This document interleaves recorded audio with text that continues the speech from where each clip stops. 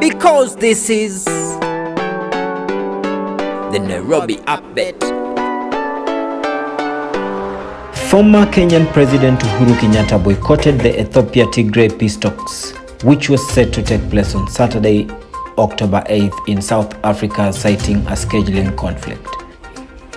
President Kenyatta on Friday wrote to the AU saying the dates are inconvenient, even though he did seek clarity on how the talks will be arranged in future.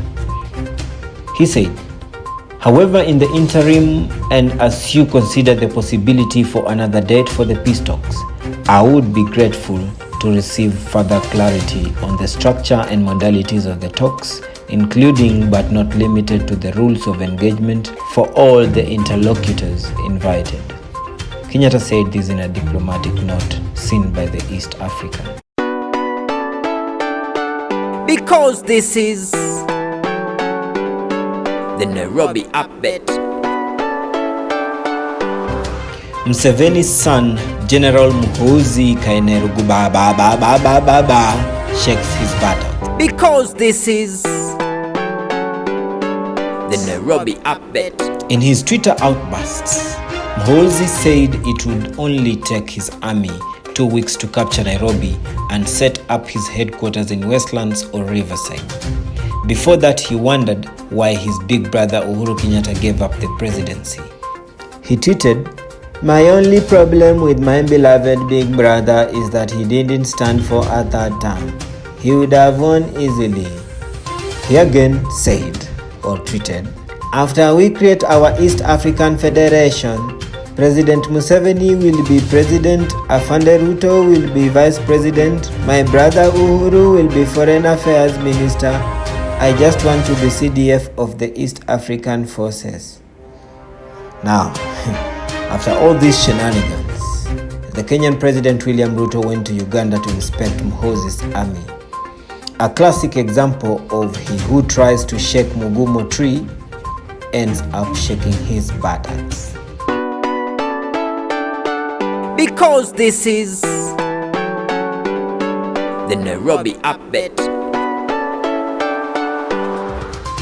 Global Media Ltd's Klassik Nation launches TUJENGANE campaign in East Africa during Customer Service Week. Because this is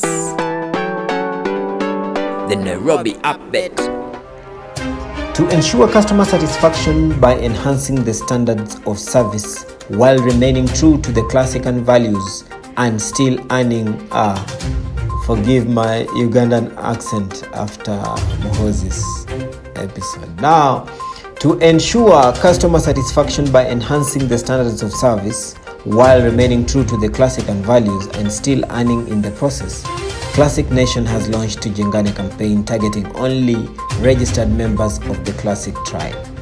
TUJENGANE campaign, which means let's build each other, will run in East Africa between October and December and then launch globally in January 2023. The makers of the K-pop genre of music that is sensationalizing the world with gifted talents from around the world are dedicated to pushing their artists' brands while the members earn through referrals and selling their merchandise. Some of the artists include Don Santo, Blessed Paul, Victor Vich, the El Classic Band, Cash B, among others. Because this is the Nairobi Upbeat.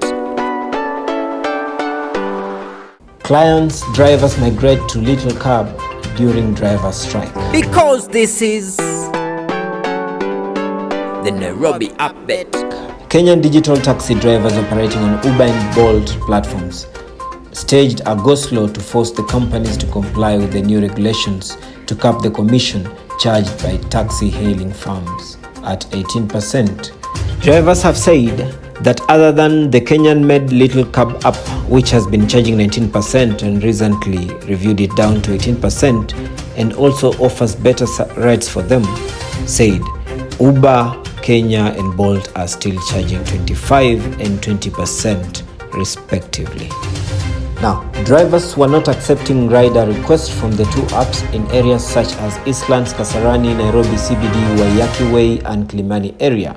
On October 3rd, that is on Monday, when their drivers downed their services to who they refer as foreign apps, Little Cab, who through their Truly Kenyan campaign have managed to double their supply in Kenya in just 2 months, recorded a sharp growth in the number of requests and trips completed by 310%. Because this is the Nairobi Upbeat.